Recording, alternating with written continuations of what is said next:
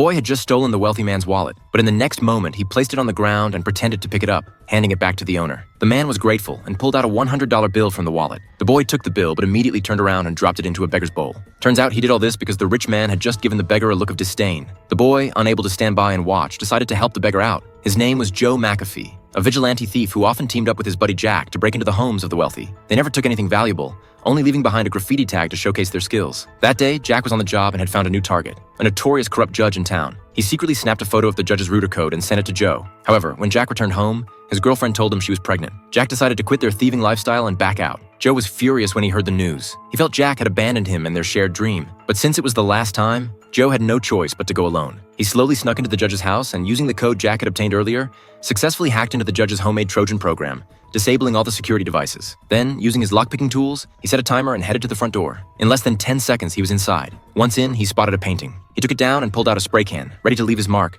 when he suddenly heard a noise. Following the sound to the basement, he realized it was just the fan head hitting a desk lamp. Meanwhile, the judge received a security alert on his phone. Joe was searching for something inside the house. Opening a drawer, he found many strange props and quite a few photos of men. Then, he noticed a light coming from behind a closet. Curious, Joe walked over and quickly discovered a hidden door. He peered through the peephole, and what he saw made him jump back in shock. Just then, an alarm clock went off. Unfortunately, due to copyright issues, that's all I can share. If you're interested, you'll have to check out the original story.